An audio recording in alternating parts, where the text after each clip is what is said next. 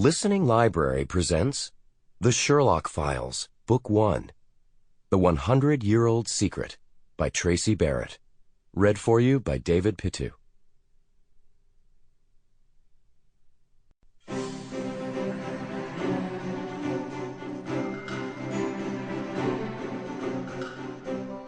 Chapter 1. If they hadn't been playing the game that day, if the ballet dancer hadn't happened to walk by, if Xander's dimples and big dark blue eyes hadn't been so appealing, and especially if Xena had waited only 5 minutes before reading the mysterious note, perhaps none of it would have happened. But it did happen. To anyone watching Xena and Xander Holmes, it might seem like an ordinary Friday afternoon. A sister and her younger brother passing time on the steps of the Dulcie Hotel in London. But to 12-year-old Xena, the day was anything but ordinary. For one thing, they were Americans who had arrived in England only the week before with their parents. For another, the whole family was sharing 2 very small hotel rooms until they found an apartment. Not to mention that she and Xander had to start at a new school on Monday. No, the only thing normal was that Xena and Xander were playing the game. The rules were simple. Whoever guessed something correctly about a passerby, like his job or where he was from, got a point. Today they had a good lookout spot on the front steps with a box of what the doorman called biscuits. They'd been confused about why they would want to eat biscuits in the middle of the day, but their mother had explained that cookies were called biscuits in England. Xander noticed a couple strolling past, the man consulting a map while the woman clung to his arm, extending her left hand to admire the gold band on the 4th finger. "Tourists," he said, and then added, "honeymooners." "Duh," Xena answered. "I wasn't even going to do them. They're too easy. How about him?" She pointed. Xander took the binoculars and peered at the tired-looking man standing on the corner, waiting for the light to change. Xander shrugged and looked at his sister. "Gardener," she said. She always enjoyed this part. Muddy boots. But she knew this wasn't enough. Anybody can have muddy boots, especially in a damp city like London. "Calloused hands. Sunburn on the back of his neck as if he works bent over a lot." "There's not enough sun here for anyone to get burned," Xander objected. Xena tried not to think about that.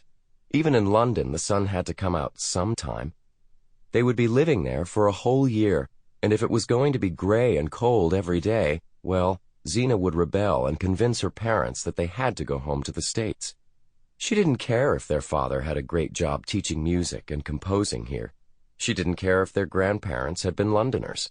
It wasn't fair to make her and Xander come all the way across the ocean if they were going to be cold and damp all the time, especially since they had to leave all their friends back home in sunny Florida. The man put down his bag, and it gaped open at the top. Xander trained the binoculars on the opening. A trowel and one of those little rake things were poking out. "Darn," he said. He handed the binoculars back to his sister. He perked up as a slender girl neared them. Her brown hair was in a neat ponytail, and she moved gracefully. He leaned forward. "Aha! Ballet dancer!" he cried. "How can you tell?" Xena asked. "A lot of girls in my martial arts classes and on the track team move like that. Maybe she's an athlete, not a dancer." Xander said nothing, but he had a smug look on his face. Xena squinted at the girl. Nothing. She looked like an ordinary teenager going to meet her friends. "No way," Xena said. "Way," Xander answered. He hopped off his perch and trotted along next to the girl. She slowed and then stopped. That's the way it always was. Xander was 10 years old and killer cute. Nobody could resist those dimples, that smile, those enormous eyes. Even the blonde streak in his brown curls seemed charming on a boy, whereas Xena thought the same streak looked freaky on her. The girl laughed at something Xander said and then dug a card out of the bag slung over her shoulder. She gave it to him, tousled his hair in a way that Xena knew he found annoying, and then waved at him as he bounded back up the stairs. "What is that?" she asked, and he tossed the card in her lap. "Miss Rose's School of Dance," she read. "Classes, private lessons, consultations, and then an address and phone number. "I told her I was interested in ballet and asked her where I could get lessons," he said, not even trying to hide the smugness in his voice. "Okay," she said. "How did you know?" "Easy." He took a bite of his cookie. "The way her feet pointed out when she walked. You know, not pigeon-toed, the other one." Xena groaned. She hadn't picked up on that. "That's how dancers walk. And her bag," he went on. "It had a picture of those shoes on it, the ones they dance in. And—" "Okay, okay," Xena said. He didn't need to rub it in. It used to be that she always won the game.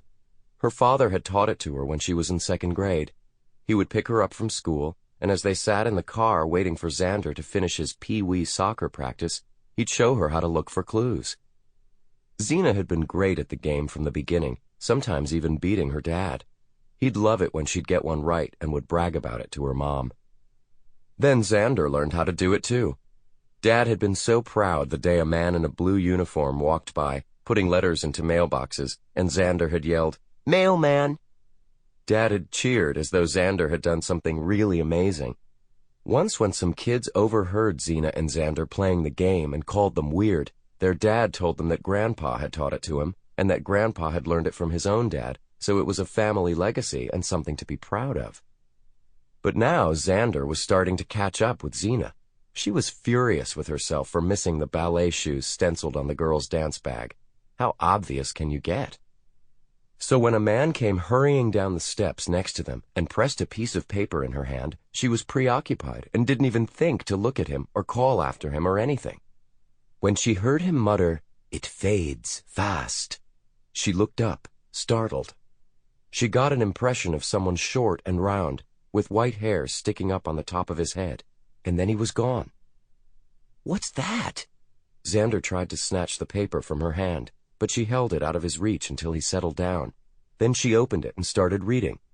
Xander leaned against her shoulder, breathing cookie breath into her face.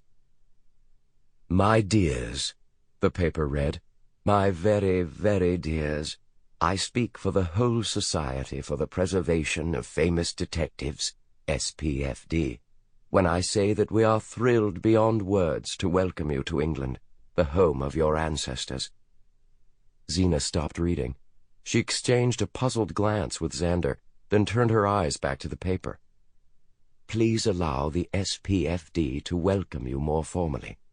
Go to the Dancing Men. If you're hungry, they make an excellent ploughman's lunch.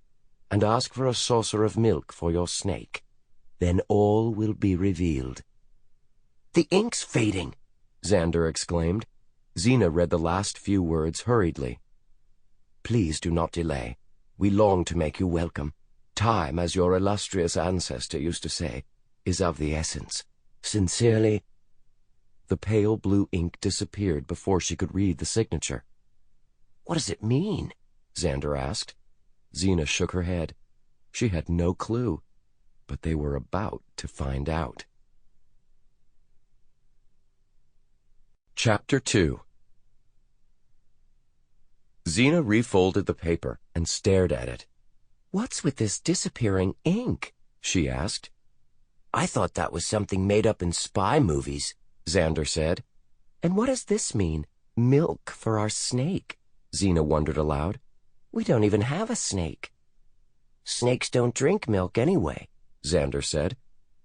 He screwed up his face, his eyes closed, and Xena could tell that he was putting his photographic memory to work.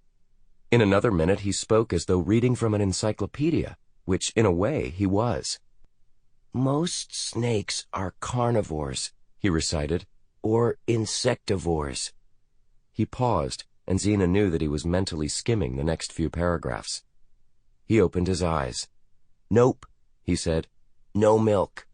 "And I don't think they drink out of saucers," she said. "Do they?" He scrunched up his face again. Then he opened his eyes and shrugged. "No mention of saucers. It's gotta be some kind of code, or a password," he said, his eyes growing even larger with excitement. "Who was that guy?" she asked. "Did you get a good look at him?" Xander shook his head. "Nope," he said. "I wasn't paying attention. Why would he want us to go see some... Sample complete. Ready to continue?